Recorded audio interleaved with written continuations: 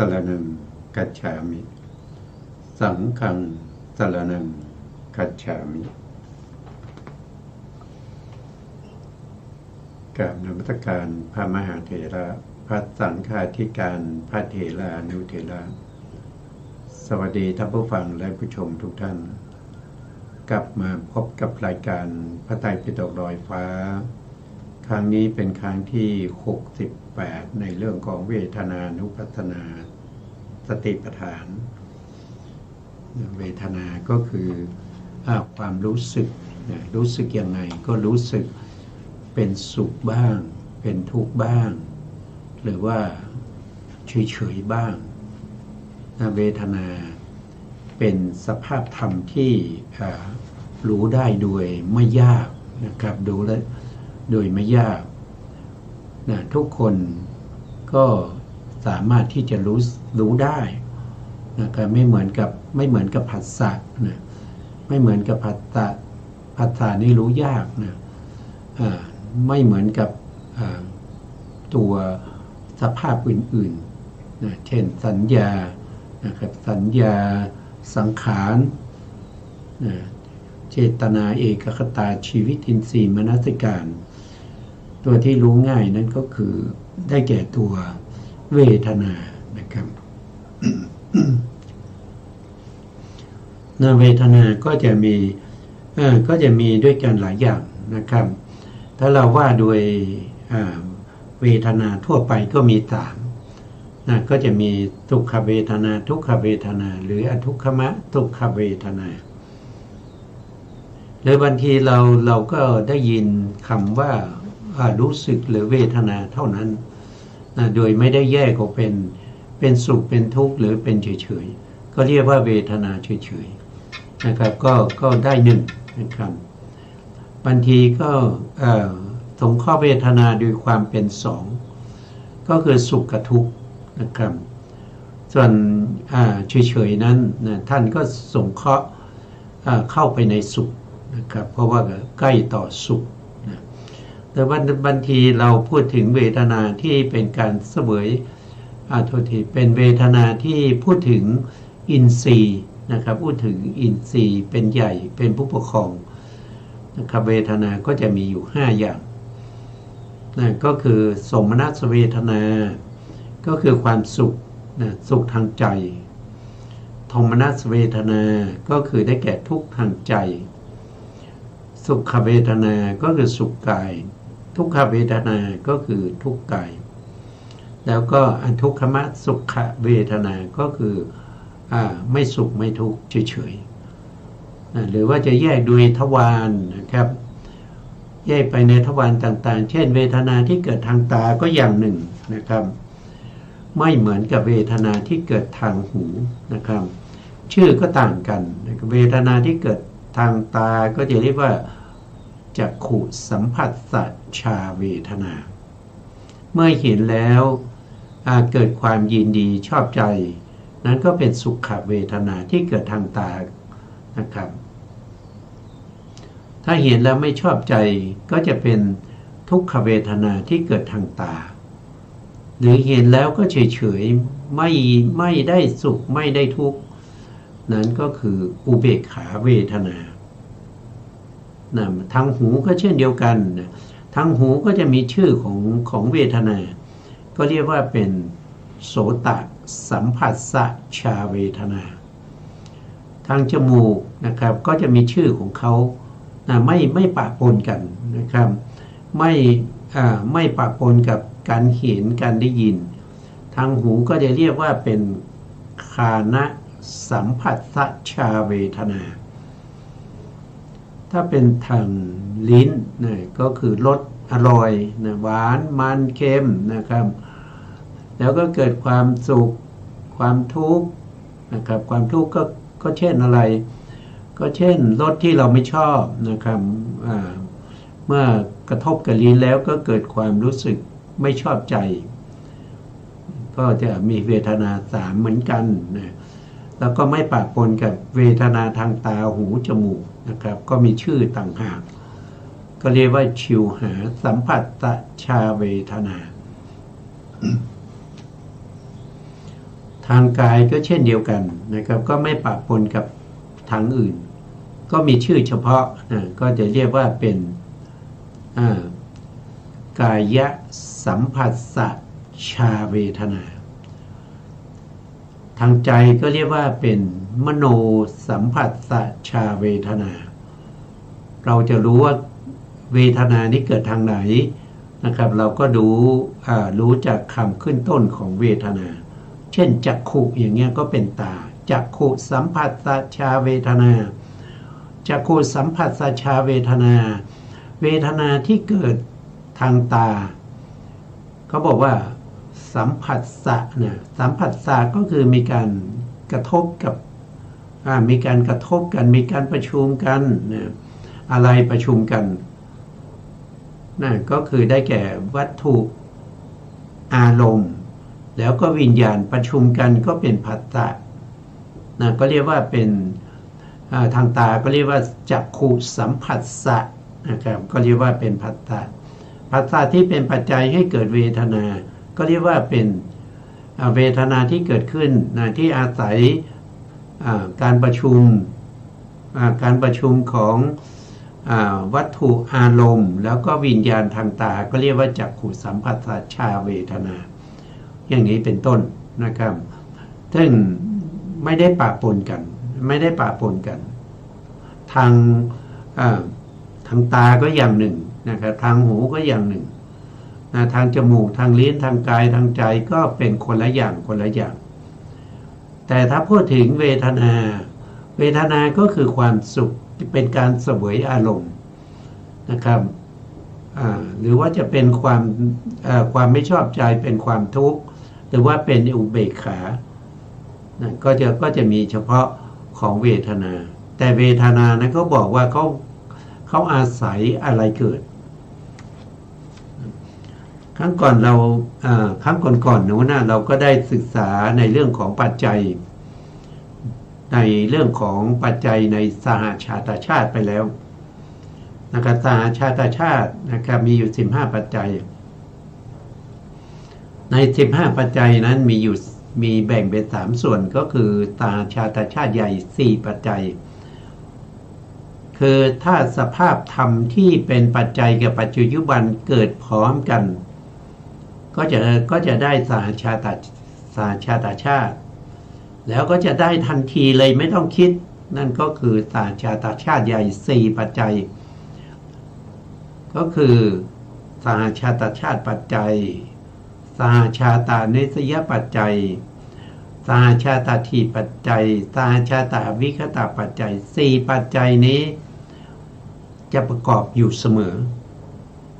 ส่วนปัจจัยที่เป็นสหชาตชาติกลางก็จะมี4ปัจจัยอันนี้จะเข้าได้ตามสมควรนะครับไม่ได้เข้าทั้งหมดขึ้นอยู่กับปัจจัยกับปัจจุบันอย่างเช่นอัญญมัญญปัจจัยซึ่งเป็นปัจจัยกลางจะเข้าเมื่อไหร่นะครับก็จะเข้าเมื่อพูดถึงจิตและเจตสิกนะครับที่ประกอบกันที่เป็นสัมปยุตตธรรมนะครับหรือว่าเจตสิกกับเจตสิกนะครับหรือว่ารูปกับจิตเฉพาะหาทายวัตถุที่ในปฏิสนธิการกับปฏิสนธิจิตเท่านั้นในที่อื่นเขาจะไม่เป็นอัญญมัญญปัจจัยอัญญมัญญปัจจัยคืออาศัยซึ่งกันและกันหรือแก่กันและกันนะครับอันนี้ก็เป็นปัจจัยกลางมี4ปัจจัยนะครับ1คืออัญญมัญญปัจจัย2คือวิปากปัจจัยอันนี้ปัจจัยจะต้องเป็นวิบากนะเช่นวิบากกับจิตอย่างเงี้ยต้องเป็นวิบากนะครับแล้วปัจจุบันก็เกิดจะต้องเป็นเจตสิกที่เกิดร่วมกับวิปากกับจิตนั้นนะอันที่3ก็คือได้แก่สัมปยุตตปัจจัยสัมปยุตตปัจจัยก็คือต้องประกอบกันปัจจัยกับปัจจุบันต้องประกอบกันนะครับประกอบถ้าว่าประกอบกันก็คือนามธรรมนะครับจะว่ารูปไม่ได้นะเพราะว่ารูปกับนามเขาจะไม่ประกอบกัน อันที่สี่ก็คือได้แก่วิปยุตตปัจจัยนะครับวิปยุตตปัจจัยหรือที่เรียกว่าเป็นสหชาตาวิปยุตตปัจจัยเป็นปัจจัยกลางนะครับวิปยุตก็คือไม่ประกอบอันนี้ก็จะเป็นประเภทที่เป็นจิตตชรูปนะครับที่เกิดพร้อมกันกับจิตที่สามารถทำให้เกิดจิตตชรูปได้นะครับจิตตชรูปนี้เป็นรูปนะครับแล้วก็ตัวปัจจัยคือเป็นตัวจิตเมื่อเกิดพร้อมกันแล้วเขาจะไม่ประกอบกันก็เป็นวิปยุตตปัจจัยนะครับอันนี้ก็เป็นอีก4ปัจจัยแล้วก็ต่อมาก็เป็นสหชาตชาติเล็กนะครับก็จะมีอยู่ทั้งหมด7ปัจจัยด้วยกันนะจำง่ายๆก็คือใช้คำย่อนะหนึ่งก็คือเหก็คือเหตุปัจจัยเหที่ก็คือสหชาตาที่ปฏิปัจจัยเหที่กังก็คือได้แก่กรรมปัจจัยก็คือสหชาตกรรมปัจจัยเหที่กังแล้วก็ต่อมาก็หาก็คือได้แก่อาหารและปัจจัยอันนี้ก็คือได้แก่นามอาหารอะไรเป็นอาหารก็ผัสสะก็เป็นอาหารเขาเรียกว่าเป็นผัสสะอาหารนะครับก็เป็นผัสสะนะครับถ้าเป็นเจตนาเจตนาเป็นกรรมก็เป็นอาหารก็เรียกว่ามโนสัญเจตนาอาหารนะครับมโนสัญเจตนาอาหารอันนี้ก็เป็นอาหารนะครับเป็นอาหารแล้วมีอีกอันหนึ่งนามธรรมที่เป็นอาหารเนี่ยมี3ใช่ไหมครับมีเจตนาก็คือมโนสัญเจตนาอาหารถ้าเป็นผัสสะก็จะเรียกว่าผัสสะอาหารถ้าเป็นตัวจิตก็จะเรียกว่าวิญญาณอาหารนะครับก็จะมี3อันนี้ก็เป็นสหชาตชาติเล็กเหหนึ่งคือเหก็คือเหตุ2ที่ก็คืออธิปดี3ก็คือเหที่กังก็คือกรรมแล้วก็หาก็คืออาหารต่อมาอันที่5ก็คืออินทรีย์ก็เรียกว่าอินทรีย์อันนี้ก็เป็นพวกอินทรีย์นะครับมีอะไรบ้างนะครับก็จะมีชีวิตอินทรีย์นะซึ่งเป็นเจตสิกนะชีวิตอินทรีย์มนินทรีย์นะครับแล้วก็มีสัตทินทรีย์วิริยินทรีย์สัตตินทรีย์สมาธินทรีย์ปัญญินทรีย์นะพวกนี้ก็เป็นอินทรีย์นะเป็นนามะอินทรีย์อินแล้วก็ได้อะไรอินแล้วก็ชาก็คือได้แก่ฌานนะครับองค์ฌานก็จะมีวิตกวิจารปิติสุขเอกคตาสุดท้ายก็คือได้แก่มรรคก็คือได้แก่องค์มรรค8นะครับก็สัมมาทิฏฐิสัมมาสังกัปปะสัมมาวาจาสัมมากัมมันตะสัมมาอาชีวะสัมมาวายามะสัมมาสติสัมมาสมาธิอันนี้เ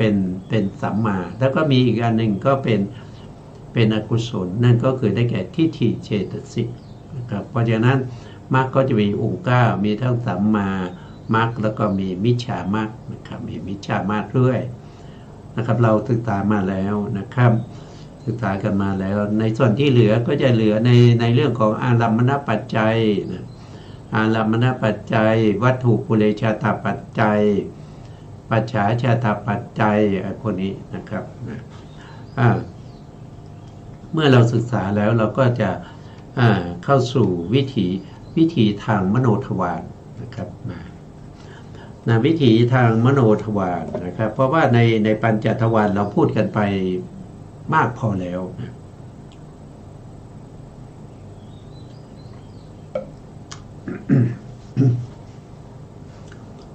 อย่างเช่นทางมโนทวารเนี่ยเป็นวิถีที่มีจิตตขณะที่สั้นนะครับมีจิตที่ขึ้นวิถีนะครับไม่มากนะครับก็จะมีที่ไม่แตกต่างกับปัญจทวารนั่นก็คือชวนะชวนะมี5ดวงเหมือนกันนะชวนะ5ดวงนะครับบางครั้งก็จะมีตาทาลัมมนะอีก2นะครับเพราะจะชวนะมี7นะโทษทีไม่ใช่มี5นะชวนะมี7นะครับแล้วก็ตาทาอีก2ก็เป็น9นะครับ 7 บวก 2 เป็น 9 แล้วก็มีมโนทวาราวชนะจิตอีกหนึ่งก็จะเป็น10 ดวงนะครับในมโนทวารวิถีนะครับในที่เป็นกามวิถีที่เป็นมโนทวารทางกามวิถีนะครับแต่ถ้าเป็นฌานวิถีอันนั้นก็จะมีชวนะเยอะนะครับมากมายเหลือเกินนะครับนับไม่ไหวนะก็จะมีอยู่10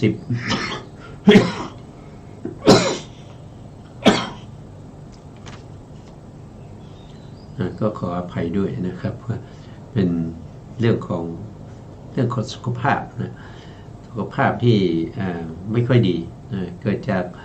ากอะไรรักษาไม่หายก็เกิดจากกรรมนั่นเองกรรมให้ผลเราก็มาต่อในเรื่องของเรานะครับว่าชวนาเนี่ยมีอยู่ทั้งหมดมีอยู่ทั้งหมด7 ดวงด้วยกันนะครับสูงสุดจะมีตัดท้ายอีก2ก็เป็น9มีมโนทวาราวชนะจิตอีก1ก็เป็น10เพราะฉะนั้นทางมโนทวารเนี่ยจะมีจิตที่ขึ้นวิถีเนี่ยนะครับก็จะมีอยู่10 ดวงด้วยกันอันนี้เราพูดถึงกามวิถีนะเราไม่ได้พูดถึงวิถีที่เป็นประเภทเข้าฌานเราไม่ตรงนั้นเราไม่พูดถึงตอนนั้นเรายังไม่พูดถึงถ้าเราไปเปรียบเทียบกับปัญจทวารวิถีที่เราเคยศึกษามานะครับเขามีจิตตขณะถึง14ขณะด้วยกันนะเขามากกว่าไปเท่าไหร่ก็ไป4 ดวงนะ4 ดวงนั้นคืออะไร4 ดวงนั้นก็คือได้แก่ปัญจทวาราวชนะจิตนะครับทำหน้าที่อาวชนะทางปัญจทวารต่อมาก็จะเป็นจักขุหรือว่าทวิปัญจวิญญาณจิต10หรือว่าจักปัญจทวารปัญจวิญญาณจิต10ก็จะมีอยู่10 ดวงแต่10 ดวงนี้จะไม่ได้เข้าพร้อมกันในวิถีแต่ละวิถีก็จะมีเพียง1เท่านั้นก็จะมีจักขุโสตคานะชิวหากายะนี่แหละนะครับอันนี้ก็คือ2 ดวงแล้วก็จะมีในส่วนที่เป็นสัมปติชนะก็คือรับอารมณ์ต่อจากทวิปัญจวิญญาณจิต10แล้วก็มีสันติละนะอีก1นะครับรวมแล้วก็4 ดวงนี้ที่จะมากกว่าทางมโนทวารนะครับส่วนนอกนั้นก็ยังก็เท่ากันแต่การรับอารมณ์เขาจะต่างกันนะครับทางปัญจทวารเนี่ยเขาจะรับอารมณ์ที่เป็นวิสียรูปที่เป็นปัจจุบันต้องเป็นปัจจุบันนะครับเป็นอดีตอารมณ์ไม่ได้นะครับเป็นอนาคตอารมณ์ก็รับไม่ได้เขาจะรับปัจจุบันอย่างเดียวนะครับในขณะที่เห็นเท่านั้นในขณะที่กำลังเห็นก็คือสีที่เป็นอารมณ์ในจักขุทวารวิถีที่เป็นปัจจุบันหรือว่าสัทธารมณ์คือเสียงที่เป็นปัจจุบันหรือว่าจะเป็นคันธารมณ์นะครับที่เป็นปัจจุบันรัสสารมณ์ที่เป็นปัจจุบันโพธพารมณ์ที่เป็นปัจจุบันนะอันนั้นเขารับได้เฉพาะวิสยารูป7ทำไมได้7นะครับจากรูปารมณ์ก็1นะคันธาสัทธารมณ์ก็1คันธารมณ์ก็1และสารมณ์ก็1โพธพารมณ์นี้เขามีถึง3นะครับเพราะฉะนั้นก็เป็น7นะโพธพารมณ์ก็จะมี3ก็คือปัทวีโพธพารมณ์ก็คือความรู้สึกถึงความหยาบแข็งกระด้างนะครับอันนี้คือธาตุดินรู้ได้ทางกายนะครับรู้ปัจจุบันด้วยนะรู้ปัจจุบันด้วยเมื่อกระทบแล้วเมื่อเรามีมนสิการไปที่ตรงกระทบเราก็จะรู้ได้นะครับเป็นอารมณ์ที่เป็นปัจจุบันนะทางกายทวารวิถีอันที่2ก็คือรับความเย็นความร้อนอันนี้ก็เป็นเตโชโพธพารมณ์และสุดท้ายก็คือรับวายโยนะครับวายโยก็จะเป็นลมก็จะเป็นลักษณะของความ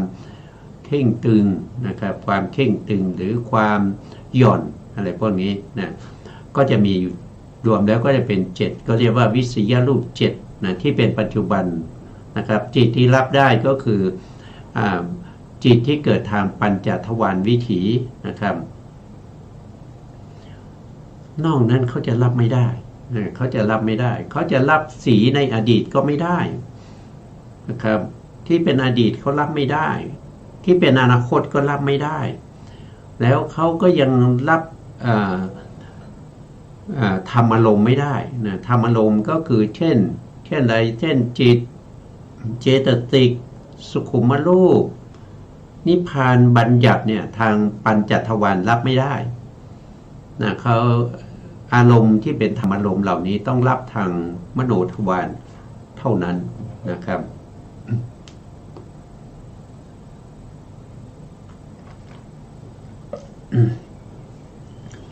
ทางมโนทวารเนี่ยเขารับอารมณ์ได้ทั้งที่เป็นปัญจารมณ์ด้วยนะครับปัญจารมณ์ที่เป็นอดีตปัญจารมณ์ที่เป็นอนาคตนะครับมันก็รับธรรมอารมณ์ด้วยนะพูดง่ายๆก็คือเขารับได้ทั้งหมดอารมณ์6เลยเขารับอารมณ์ได้6อย่างเลยนะครับไม่ว่าจะเป็นปัญจารมณ์หรือว่าเป็นธรรมอารมณ์เขารับได้หมดนะทางมโนทวารแล้วมโนทวารเนี่ยเป็นวิถีที่ใช้ในการปฏิบัตินะในการที่จะปฏิบัติในวิปัสสนาในวิปัสสนาเพราะว่าการปฏิบัติวิปัสสนานะครับต้องเป็นทางมโนทวารนะครับทางปัญจทวารนี้เป็นอารมณ์ให้ได้นะเป็นอารมณ์ให้ทางมโนทวารนะครับเพราะฉะนั้นการปฏิบัติวิปัสสนา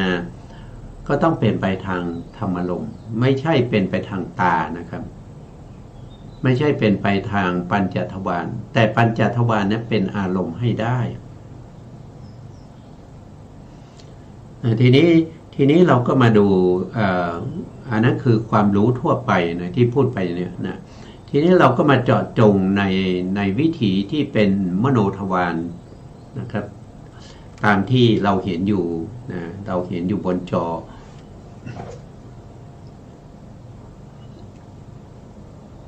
นะครับถ้าเราดูในวิถีนี้ท่านก็บอกว่าอาติอิทธะอติอิทธานี่คืออารมณ์ที่ดียิ่งนะครับเป็นอารมณ์ที่ดียิ่งนะครับเมื่ออารมณ์ที่ดียิ่งเนี่ยมากระทบเขากระทบกับอะไรตัวอารมณ์เขากระทบกับภวังคจิตเขาไม่ได้กระทบกับตาหูจมูกลิ้นนะหรือว่ากายแต่เขากระทบกับจิตคือภวังคจิตเมื่อเขากระทบกับภวังคจิตทำให้ภวังคจิตนั้นเกิดการสั่นไหวนะภวังคจิตเกิดการสั่นไหวนะภวังคจิตนี้เขามีอารมณ์โดยเฉพาะนะครับเขามีอารมณ์ที่เขารับมาตั้งแต่มรณาสันนการในภพก่อนคือรับอารมณ์มาตั้งแต่ตอนที่ใกล้ตายเขารับอารมณ์6มานะอย่างใดอย่างหนึ่งเขารับมาก็จะเป็นอารมณ์ของเขาตลอดในภพนั้นนะครับภวังคจิตนะภวังคจิตปฏิสนธิจิตแล้วก็จุติจิตเขาจะมีอารมณ์อย่างเดียวกันหมดอารมณ์นี้รับมาตั้งแต่ใน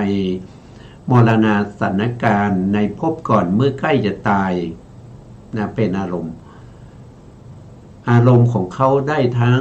อารมณ์6เลยก็ขึ้นอยู่กับเขารับอะไรมาเขาก็จะใช้อารมณ์นั้น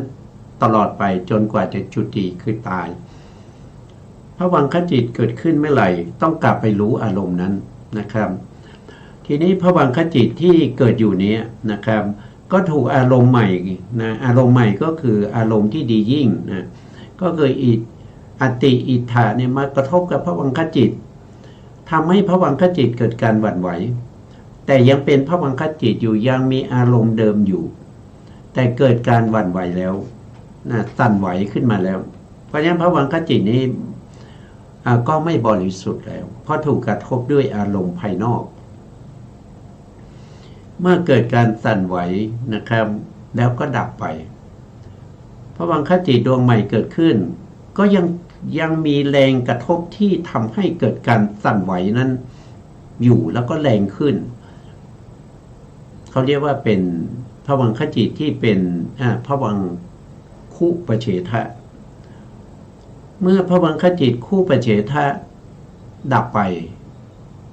นะพอดับไปปุ๊บนะครับจิตดวงใหม่ก็จะเกิดขึ้นจิตดวงใหม่ที่เกิดขึ้นนั้นจะไม่ใช่ภวังคจิตแล้วนะครับก็จะเป็นมโนทวาราวชนะจิตหรือบางทีเราจะเรียกว่าเป็นกิริยามโนธาตุมาเป็นกิริขอโทษทีอันนี้เป็นกิริยามโนวิญญาณธาตุนะครับทำหน้าที่อาวัชนะทำหน้าที่อาวัชนะก็คือออกไปรับอารมณ์ที่มากระทบก็คืออติอิทธารมณ์นะเป็นอารมณ์ที่ดีนะเมื่อมากระทบเขาก็รับอารมณ์นั้นมาเมื่อรับอารมณ์นั้นมานะครับเขาก็ทำหน้าที่ในการที่จะพิจารณาอารมณ์นั้นมาพิจารณายังไงนะก็จะมีโดยทั่วไปก็จะมีสองอย่างสรุปใหญ่ๆเลยมีอยู่สองอย่างนั่นก็คือพิจารณาโดยความไม่แยบคายเรียกว่าเป็นอโยนิโสมนสิการเมื่อพิจารณาโดยไม่แยบคายเนื่องจากว่าไม่เคยสดับไม่เคยคบพระอริยะไม่ได้ฟังธรรมจากพระอริยะไม่ได้รับคำแนะนำจากพระอริยะไม่ฉลาดในธรรมของพระอริยะจึงไม่มีข้อมูลในการที่จะโยนิโสมนสิการเพราะนั้นจิตที่เป็นมโนทวาราวชนะจิตที่เกิดขึ้นรับอารมณ์ใหม่ก็จะเป็นพิจารณาด้วยความเป็นอโยนิโสมนสิการชาวนาที่เกิดขึ้นนะครับดวงนี้นะครับดวงแรกที่เกิดขึ้นก็จะเป็นอกุศลจิตนะอารมณ์นี้เป็นอิทธะเป็นอติอิทธารมณ์เพราะฉะนั้นชาวนานี้ก็เกิดความยินดีชอบใจก็เป็นอะไรเขาเป็นโลภะนะครับโลภะ8นะครับดวงใดดวงหนึ่งก็จะเกิดตรงนี้นะครับเอาเฉพาะที่เป็นสมนัตนะครับก็มี4โลภะมูลจิตมี8แต่จิตที่จะเกิดตรงนี้ได้มีอยู่แค่4ต้องมีเวทนาที่เป็นสมนัตเพราะรับอารมณ์ที่เป็นอติอิทธารมณ์นะรับมาชวนะดวงที่1นะครับที่เป็นโลภะมีเวทนาเป็นสมนัตดับไปแล้วดวงที่2เกิดขึ้นดวงที่2ก็จะเหมือนกับดวงที่1นั่นแหละไม่แตกต่างกันมันอยู่ที่ต้นทางนะครับต้นทางเป็นชวนะดวงไหนนะชวนะทั้งทั้ง6ดวงที่เกิดถัดกันมาเนี่ยก็จะเป็นชนิดเดียวกันแบบเดียวกันนะครับมีสัมปยุตธรรมที่เหมือนกันหมดเลยต่างกันเฉพาะว่าการคือเวลาคือเกิดเป็นดวงที่2นะครับดวงที่3ดวงที่4ไม่ใช่ดวงที่1นะดวงที่1เป็นดวงที่ตั้งต้นดวงที่2ดวงที่3ดวงที่4ดวงที่5ไปจนถึงดวงที่7นะเป็นดวงที่เหมือนกันกับดวงที่1แล้วก็ถ้าอารมณ์นี้นะครับไม่ได้เป็นนิพพานรูปแล้วก็ไม่ได้เกิดในกามภูมิก็จะไม่มีก็จะไม่มีตถาลัมมนะตถาลัมมนะไม่มีนะเมื่อชวนะครบ7ดวงแล้วก็จะลงสู่ภวังค์เลยก็กลับไปรับอารมณ์เก่านะในมรณะสถานการณ์มาเป็นอารมณ์ต่อนะทีนี้ในช่วงนี้ในช่วงที่เป็นตั้งแต่มโนทวาราวชนะจิตนะไปจนถึงชวนะดวงที่7นะที่เขามีอารมณ์ที่เป็นอติอิทธารมณ์เป็นอารมณ์ที่ดียิ่งอาจจะเป็นรูปารมณ์ที่ดียิ่งนะครับรูปารมณ์ รูปารมณ์ที่เคยเขียนมาแล้วก็นึกถึงได้นึกถึงโอ้เมื่อวานนี้ไปพบกับคนที่สวยที่สุดในประเทศนะครับได้เห็นแล้ววันนี้มันนึกได้โอ้อารมณ์นี้ดีชวนะเหล่านี้ก็เป็นโลภะที่เป็นโสมนัสนะครับหรือว่ารับอารมณ์ที่เป็นอิทธมัชฌตารมณ์อันนี้คืออารมณ์แบบธรรมดาจะว่าดีก็ไม่ใช่ไม่ดีก็ไม่ใช่อยู่กลางๆนะครับและอีกอารมณ์หนึ่งก็เป็นอนิถารมณ์อนิถารมณ์ก็คืออารมณ์ที่ไม่ดีถ้าเป็นอารมณ์ที่ไม่ดีเนี่ยชวนะเหล่านี้เกิดตามมโนทวาราวชนะจิตซึ่งมีอโยนิโสมนสิการชวนะเหล่านี้ก็จะเป็นโทสะนะครับถ้าเป็นมัชฌตารมณ์นะครับเป็นอารมณ์ปานกลางแล้วก็มโนทวาราวชนะจิตไม่มีโยนิโสเป็นอโยนิโสชวนะเหล่านี้ก็จะเป็นหนึ่งก็คือเป็นโลภะอุเบกขา4ด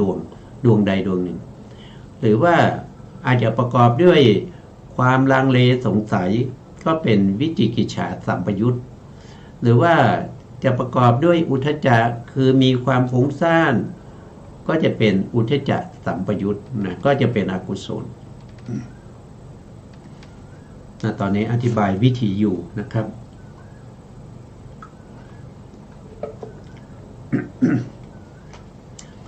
ถ้าสมมุติว่านะครับบุคคลคนนี้เนี่ยได้รับการศึกษาได้ฟังธรรมของพระพุทธเจ้านะครับเป็นผู้ที่มีข้อมูลมากนะเป็นพหูสูตรได้ยินได้ฟังมามากแล้วก็ทรงจำพระธรรมคำสั่งสอนของพระพุทธเจ้าได้นะครับเมื่อเกิดอารมณ์มากระทบนะครับมโนทวาราวชนะจิตดวงนี้นะก็จะทำหน้าที่พิจารณาด้วยโยนิโสมนสิการเมื่อพิจารณาด้วยโยนิโสมนสิการชวนะที่เกิดขึ้นก็จะเป็นกุศลจิตเป็นกุศลจิตนะครับอารมณ์ที่ดียิ่งนะครับอติอิทธารมณ์เนี่ยก็จะเป็นอารมณ์ที่ดียิ่งชวนะเหล่านั้นก็จะเป็นมหากุศลที่ประกอบด้วยโสมนัสนะครับแต่ถ้าเป็นอิทธมัชฌตารมณ์เป็นอารมณ์ธรรมดาเป็นอารมณ์ที่ไม่ดีหรือว่าจะว่าไม่ดีก็ไม่ใช่จะว่าดีก็ไม่ใช่เป็นอารมณ์ธรรมดาเพราะนั้นก็จะเป็นมหากุศลที่มีเวทนาเป็นอุเบกขามีเวทนาที่เป็นอุเบกขาหรือว่าเป็นอารมณ์ที่ไม่ดีนะเป็นอนิถารมณ์เมื่อกระทบแล้วมโนทวาราวชนะจิตเนี่ยมีโยนิโสนะมีโยนิโสมนสิการชวนะที่เกิดขึ้นเหล่านั้นก็จะเป็นอุเบกขานะครับก็จะเป็นอุเบกขานะไม่เพราะว่าในส่วนที่เป็นโสภณจิตที่เป็นชวนะนี่ไม่มีโทมนัสนะไม่มีเวทนาที่เป็นโทมนัสนะก็จะเป็นก็ขึ้นอยู่กับอะไรก็ขึ้นอยู่กับมโนทวาราวชนะจิตที่ทำหน้าที่อาวชนะในวิถีนั้นนะครับทำหน้าที่ในการที่จะพิจารณาอารมณ์ใหม่หรืออาวชนะอารมณ์ใหม่ด้วยความเป็นโยนิโสมนสิการหรือว่าเป็นอโยนิโสมนสิการทีนี้เราก็มาดูรายละเอียดนะรายละเอียดของเวทนาการเกิดขึ้นของเวทนานะครับในพระสูตรต่างๆนี้พระพุทธองค์ก็ได้แสดงไว้นะครับเนี่ยนะครับก็คือถ้าเป็นมโนทวารเนี่ยนะครับไม่ว่าจะเป็น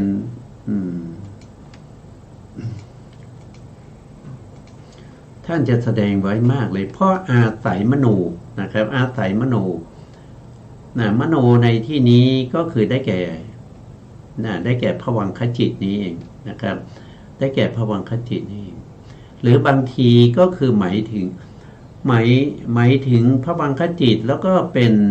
มโนทวาราวชนะจิตด้วยนะครับบางอย่างเช่นในปฏิสัมภิธามรรคเนี่ยท่านถือเอาทั้งสองนะถือเอาทั้งภวังคจิตแล้วก็ถือเอาทั้ง มโนทวาราวชนจิตเนี่ยเป็นมโน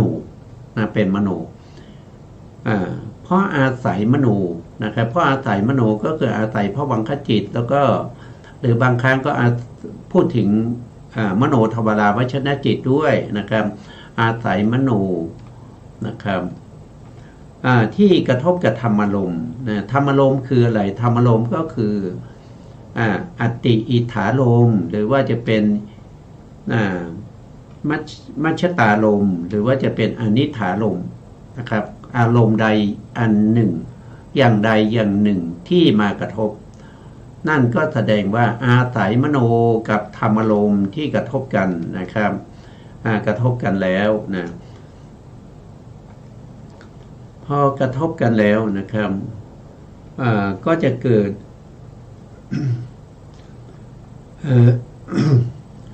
ก็จะเกิดมโนวิญญาณนะโดยพระสูตรต่างๆเนี่ยท่านก็จะพูดถึงว่าอาศัยมโนกับธรรมารมณ์เกิดมโนวิญญาณนะเกิดมโนวิญญาณนะมโนวิญญาณเนี่ยในถ้าเป็นในชัชฌากสูตรเนี่ยท่านก็หมายถึงมโนทวาราวชนจิตแต่ถ้าพูดถึงในปฏิสัมภิทาท่านก็จะหมายถึงชวนจิตตั้งแต่ดวงที่หนึ่งเป็นต้นไปอันนั้นคือมโนทวารนะเมื่อธรรมะสามอย่างนี้ประชุมกันก็จะเกิดเป็นผัสสะนะก็จะเกิดเป็นผัสสะแล้วถามว่าผัสสะมันอยู่ตรงไหนนะครับผัสสะอยู่ตรงไหนถ้าเป็นถ้าเรายึดถือเอามโนทวาราวชนจิตเนี่ยเป็นมโนวิญญาณนั่นก็แสดงว่าผัสสะที่อยู่ในมโนทวาราวชนจิตผัสสะที่อยู่ในมโนทวาราวชนจิตนี้นะครับเกิดจากการประชุมกันของ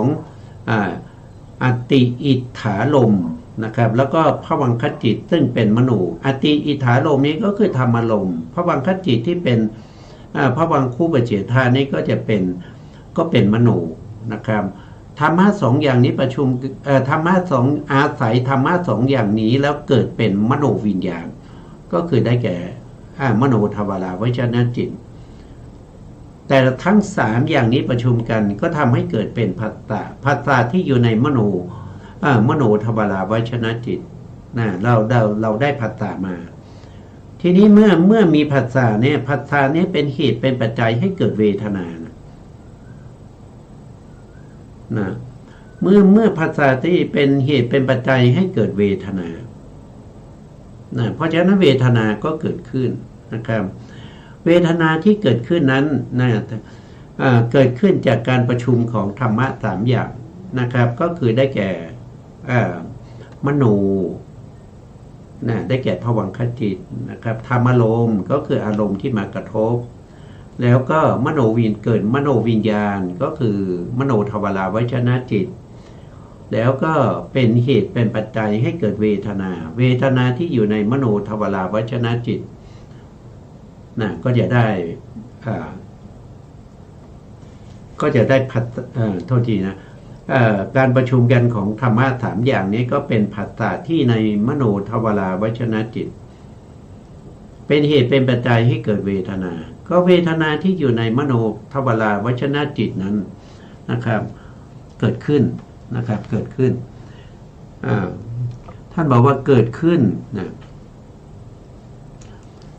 อันนี้เราเข้าใจตรงนี้ก่อนนะครับต่อไปในคำบรรยายนี้ท่านก็บอกว่านะครับเพราะอาศัยมโนนะครับมโนคือภวังคจิตนะครับ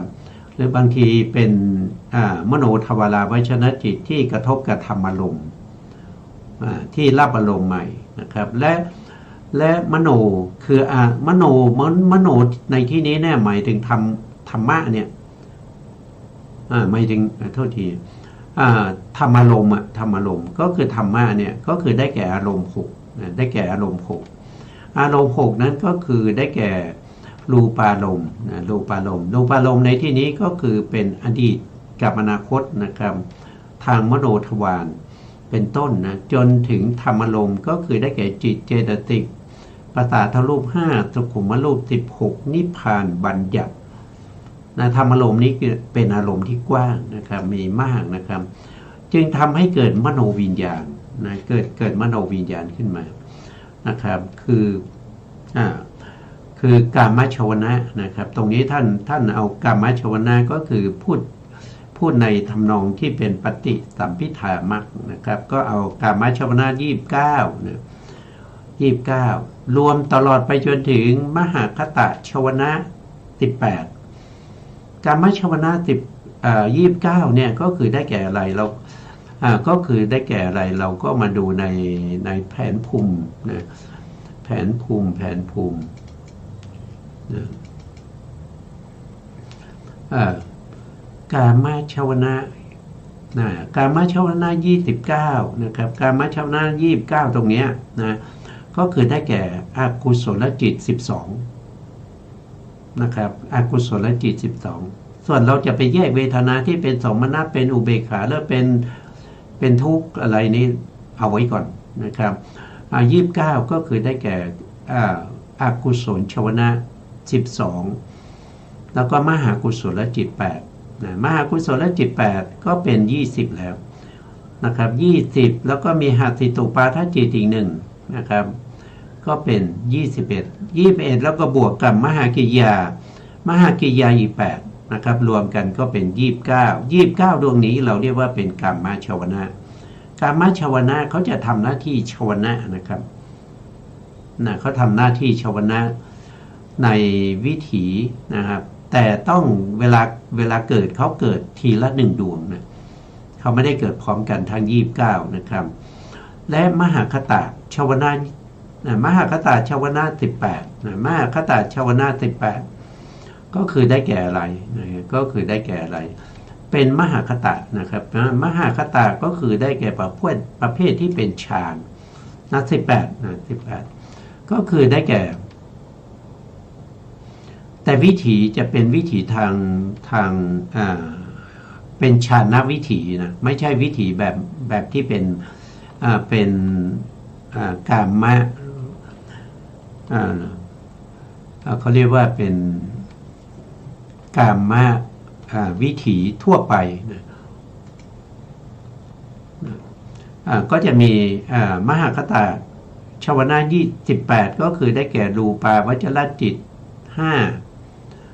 แล้วก็รูปาวจรกิริยาอีก5ก็เป็น10นะ10แล้วก็บวกกับอารูปาวจรจิตที่เป็นกุศล4ก็เป็น14แล้วก็บวกกับอารูปาวจรกิริยาอีก4ก็เป็น18นะครับที่สามารถเกิดในมโนทวารวิถีได้นะเกิดต่อจากมโนทวารวัชนจิตในวิถีที่เป็นมโนทวารวิถีนะครับประชุมแห่งธรรม3ประการแห่งธรรม3ประการก็บอกไปแล้วนะครับก็คือได้แก่อารมณ์ก็คือธรรมะกระทบกับมโนคือภวังคจิตทำให้เกิดมโนวิญญาณก็คือชวนะเหล่านี้นะก็จะเป็นผัสสะนะเป็นผัสสะขึ้นมานะพอผัสสะเกิดขึ้นมาผัสสะเกิดขึ้นมาผัสสะเจตสิกนะครับที่เกิดขึ้นมาในมโนทวารวัชนจิตและก็ชวนะจิตนะครับเพราะผัสสะเป็นปัจจัยจึงเกิดเวทนานะครับเวทนาก็คือเวทนาที่ในมโนทวารวัชนจิตแล้วก็ในชวนะจิตด้วยถ้าเราเห็นอย่างนี้เราก็สามารถที่จะตรงข้อเรื่องของปัจจัยนะครับเรื่องของปัจจัยนะครับคือการที่เราจะกำหนดรอบรู้ในเรื่องของเวทนาเราก็ต้องกำหนดรอบรู้เวทนาให้ชัดนะรู้เวทนาให้ชัดเนี่ยก็ พระองค์ได้แสดงไว้แล้วว่ารู้ยังไงนะครับก็เราก็รู้เหตุเกิดของเวทนาตอนนี้เราก็รู้แล้วว่าเหตุเกิดของเวทนาคืออะไรเหตุเกิดของเวทนานั้นก็คือการประชุมกันของธรรมะสามอย่างที่ทำให้เกิดเป็นผัสสะนะครับผัสสะนั้นก็เป็นปัจจัยให้เกิดเวทนานะครับเหตุเกิดเวทนาตรงนี้นอกจากนั้นเวทนานะครับเวทนาที่จะเกิดขึ้นได้เนี่ยยังต้องอาศัยเหตุปัจจัยที่เป็นเหตุที่ไกลนะครับเหตุที่ไกลนั้นก็คือได้แก่อะไรก็คือได้แก่อวิชชานะครับได้แก่อวิชชานะถ้าเราไม่มีอวิชชานะครับถ้าเราไม่มีอวิชชาเราก็ได้มากได้ผลได้เป็นพระอรหันต์เราปรินิพพานไปแล้วแต่ตอนนี้เรายังมีอวิชชาอยู่เพราะฉะนั้นอวิชชานี้ความไม่รู้เนี่ยความไม่รู้ในอริยสัจสี่ความไม่รู้ในขันธ์อายตนะธาตุที่เป็นอดีตอนาคตแล้วก็ทั้งอดีตและอนาคตแล้วก็ความไม่รู้ในปฏิจจสมุปบาทเนี่ยที่เป็นเหตุให้เราต้องมีเวทนาที่เป็นอยู่ตอนนี้แล้วก็นอกจากนั้นนะครับเวทนาก็ยังเกิดจากตัวตัณหาด้วยนะครับมันเกี่ยวข้องกันยังไงก็คือเกี่ยวข้องกันอย่างเช่นเวทนาที่มันเกิดทางมโนทวารมันก็เป็นตัวตัณหาที่เรียกว่าเป็นธรรมะตัณหาธรรมะตัณหาที่มีมาในภพก่อนนะครับธรรมะตัณหาที่มีมาในภพก่อนคืออะไร ก็คือความอยากความอยากความต้องการเช่นเราเคยเดี๋ยวนะครับเช่นเรามีความชอบใจนะครับที่เราได้เห็นผู้หญิงสวยๆนะครับเมื่อวานนี้แต่วันนี้เราก็มานึกถึงผู้หญิงคนนั้นสวยดีนะครับมาติดใจแล้วก็นึกถึงบ่อยๆอันนั้นแหละมันคือกรรม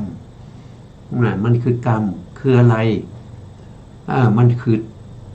คือตัวมโนกรรมคือมีความจงใจที่